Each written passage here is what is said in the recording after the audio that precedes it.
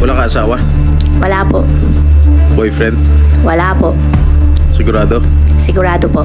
Wala ka live-in partner? Wala po. Yung live-in partner mo nagmamanage ng POGO operations mo sa Bomban? Hindi po. Ano yung negosyo ng, with the permission of Senator Tulfo, Madam Chair? Go ahead. Ano negosyo ng tatay mo sa China? Fabrics po. Ano po? Fabrics, tela. Fabrics? Opo, may Magkano embroidery din kinikita po. niya? Your Honor, hindi na po niya natidisclose po sa akin. Okay, magkano binibigay sa'yo ng tatay mo? Sino mo nagbibigay ang tatay mo sa'yo? Opo, nagbibigay po siya sa akin. Umpisa po, 14 years old po ako. Every now and then po, nagbibigay po siya sa akin Magkano ng pera. binibigay sa'yo? Minsan po, 500,000, minsan 1 million, minsan 2 million. Gaano kadalas Depende yung po. 500,000? Gaano kadalas yung 1 million? Your Honor, as much as ayaw ko po talaga sagutin yung hindi ko po alam. Pero hindi naman po siya, hindi po siya in a regular basis po. Gaano kadalas siya magbigay? Since 14 years old ka? Opo, since 14 years old po ako. Negosyante ka na no 14 years old ka? 14 years old po, nagtatrabaho na po ako sa farm. Oh, so nagbibigay siya ng pera, kalahating milyon, 1 milyon, saan mo nilalagay ang pera? Sa farm po. In fact nga po, kwento ko po kay Ma'am Karen kahapon. First time po niya ako pinagawan po ng cheque when I was 17 at natalbugan po ako dahil wala pong pondo, hindi po ako naglagay po ng sufficient. Okay, nasaan ang tatay mo?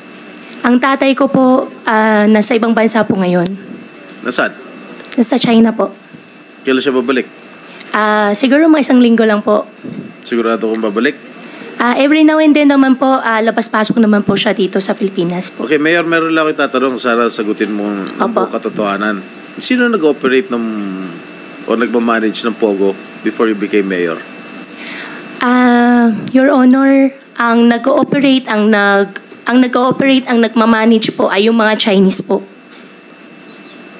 Yung si Shi Chun-chan po na taga Hongsheng at si Wang Jiyang po na taga Baofu po.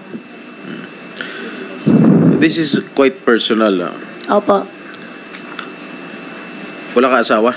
Wala po. Boyfriend? Wala po. Sigurado? Sigurado po. Wala ka live-in partner? Wala po. Yung live-in partner mo nagmamanage ng POGO operations mo sa Bomban? Hindi po. Sigurado ka? Sigurado po ako. Wala ka relasyon sa isang public official? Wala po. Marami na po sila nalilink po sa akin simula po na buksan pong issue. Sobrang dami na po nila nililink po sa akin pero wala pong partner, wala pong... Paano nililink sa'yo? Romantically? Or what? Or what not? Yes po, Your Honor. Sino-sino? Huwag na po natin pag-usapan. No, because this is not a laughing matter because I have received a very reliable information that you have a live-in partner that manages the POGO operations in your town. Your Honor, hindi po, wala pong katotohanan po yun. Kahit nga po ipalabas niyo po sila, magharap po kami, hindi po yun totoo. Mayor din, kapwa mo mayor. Sino po, Your Honor, sino po kaya siya? Para masabi ko naman po sa kanya na hindi po totoo yun. Pag idadivulge ko, syempre, di-deny mo. Hindi naman po kasi Mayor totoo. sa isang bayan sa norte. Opo. May kilala ka ba? Norte po, marami po ang kakilalang mayor po ng Norte po. O, sa Pangasinan. Pangasinan, meron po. Alam ko na po yung nililink niyo po sa akin. Hindi ako naglilink sa'yo. Wala akong ano. Pero wala pong katotohanan. Hindi po Sino totoo. ba yun nililink sa'yo? Kayo na lang po magsabi sa akin, Your Honor. Para sigurado baka mamaya madamay pa po sila kung magme-mention po ako ng pangalan. Magsasalita naman po ako Ikaw ng totoo. nagsasabi. Kilala mo na kung sino nililink ko sa'yo. Sabihin mo kung sino. Basta, Your Honor, wala pong boyfriend, wala pong partner po. Sino ngayon na pinapahiwatig mo na sino yung nalilink sa'yo? Your Honor, yung nagsabi po sa inyo na possible siya po yung nakalink, siya po yung nalilink po sa akin na mayor. Pwede ko po ba malaman kung sino po siya? Para tama po yung isa po na sa isip ko po. Mayor nga ng At pogi Pangasinan. po ba siya? Ha? Pogi naman po Ay, siya. hindi ko na makilala eh. Yung po nagkwento po As sa inyo. Sen Jinggoy said, hindi po laughing matter ito. Apo. Madam Sorry Chair. po. And Sen Jinggoy, I think Sen Rafi would like to interject. So Wait he will lang, allow please, please. Sen One Rafi. second. Senjigo, kasi alam ko na the reason bakit nabanggit yung mga mayor kasi that's connection. Importante po yan. It's not laughing matter really. Because Ang ginagawa lang din sa Senjigo is establishing your connection. Lumawak yung connection mo kaya lumawak din yung negosyo mo. Now, aside from mayor, yaman din na pinag-usapan natin yung linkage. Nalilink ka sa isang sa executive department, isang mataas na opisyal. Did you know that? Pero alam mo yon na isang mataas na opisyal sa executive nalilink ka doon. Your Honor, hindi ko po alam. Ngayon ko po lang po siya narinig. You sure? Apo, sure po. Okay. Thank you, Sen Rafi. Thank you. Sen Jinggoy? okay, sino? Sabihin mo na sa akin kung sino. May alam ka, di eh. Sabihin mo na rito sa committee. Your Honor, Well, kaya ako binibring out ito. Because the reports that I received is that your partner, yung nalilink sa yung mayor ng Pangasinan, is the one managing and operating your Pogo business. Alright? Wala akong pakialam sa mga relasyon ninyo. I do not care kung may relasyon ka, so be it. Wala akong pakialam. Your Honor, wala po akong alam na may mayor po na nakalink po sa akin. Gawa po ng siya po ay nag-ooperate po ng Pogo business po. At wala rin po akong Pogo business po, Your Honor. Di ba may lupa ka rin sa Bamban? Meron po. Tinayo mo ng Pogo? Your Honor, hindi po siya Pogo lahat. Bago po ako nag-divest po, Your Honor, yan po ay isang mixed-use development po. Meron pong mall, meron pong residential. At yung May Pogo, Pogo rin. yung Pogo po, second and third and fourth floor lang po. Kaya nga, meron pa rin. Bago po ako nag-divest po, Your Honor, at after po ako nag-divest po, doon po nagkaroon po ng yung ZY po na second, third, and fourth floor po. Okay, marunong ka mag-Chinese? Ano Chinese name mo? Wala po akong Chinese name po. Wala kang Chinese name? Opo. Bakit nung previous hearing di mo kilala yung nanay mo? Your Honor, yung biological mother ko po ay si Amelia Lial po. Still alive? Your Honor, honestly to, bago po nangyari to, masama yung loob ko po sa kanya. At sa nangyari po na to, sa nangyari po itong Senate hearing, nananawagan po ako, sana po makita ko na po siya. So you haven't seen your biological mother? Hindi po. So sino nagpalaki sa'yo? Yung tatay ko po. Tatay mo lang? Tatay ko po at partner po niya. Partner? Opo. Partner ng tatay mo? Opo. Okay,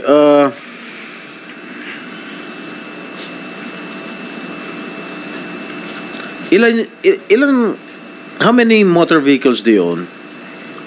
Sa ngayon po, isa po. Isa lang? Opo, sa ngayon po, isa po. Saan salin to?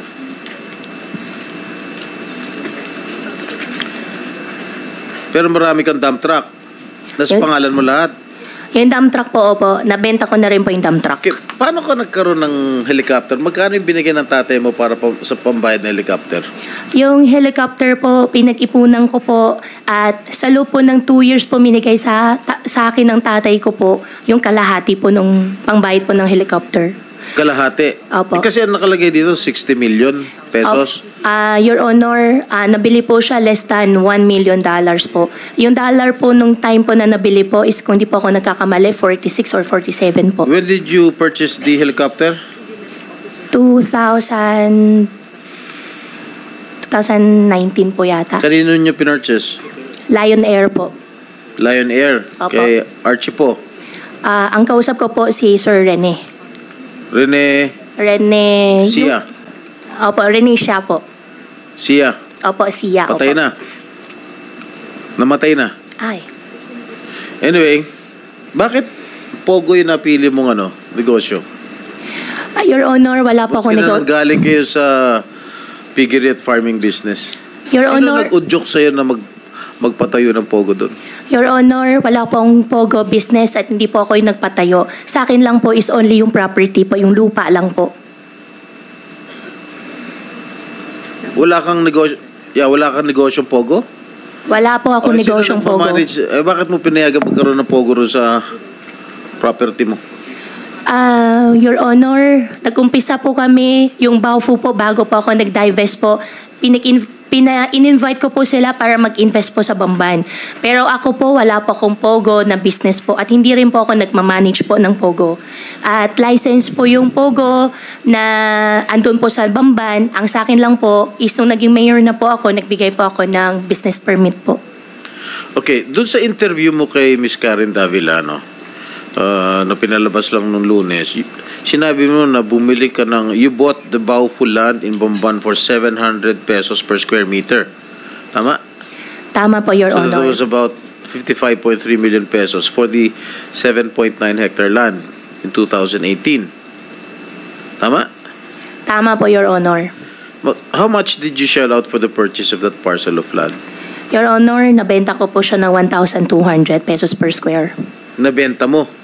Opo. Ang usapan po namin dyan ay sa akin po yung majority po ng share. At Saan mo kinuha yung pambayad ng lupa?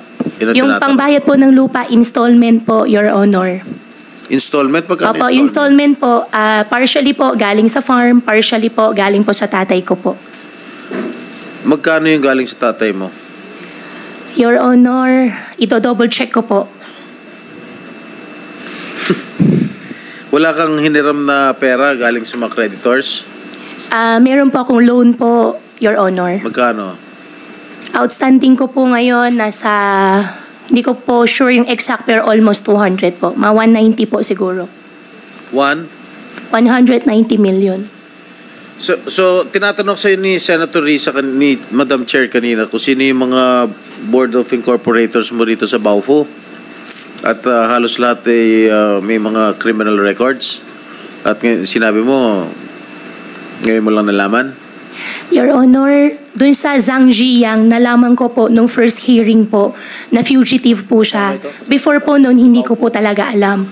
Dun sa naman po dalawa, nakita ko po dun sa Facebook post po ni Madam Chairman po at gumawa po ako ng research po, nag-search po ako sa Google. Sino ito si Lin Baoying? Lin Baoying, yan po yung nakita ko po kahapon po na isa po siyang incorporator po ng Baofu at nung after ko po mag-divest po, hindi ko na po alam. Hindi mo kilala itong si Lin Baoying? Si Lin Baoying tsaka yung isa pa po na lalaki hindi ko po kilala. Ang kilala ko lang po dyan si Zhang Ziyang. Kasi she's the only woman accused in the $2.8 billion money laundering case. Ito. Hindi mo kilala? Hindi ko po kilala, Your Honor. Board of Directors ng Baofu, hindi mo kilala? Hindi ko po kilala. Ang kakilala ko lang po dyan, ang kausap ko po dyan is Zhang Ziyang.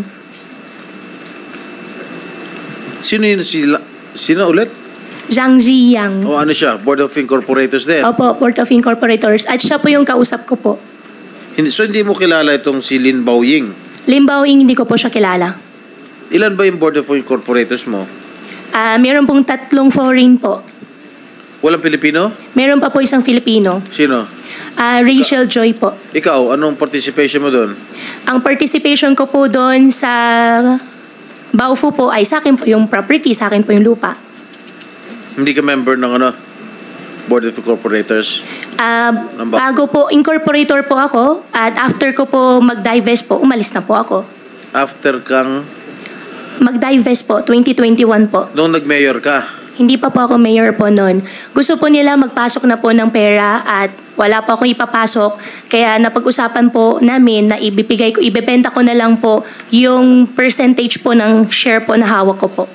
Alright, Madam Chair, since the majority of the senators is meeting today, I will just reserve my right to question the next hearing. Certainly, Sen. Jinggoy, at Thank you, salamat Madam po. Chair.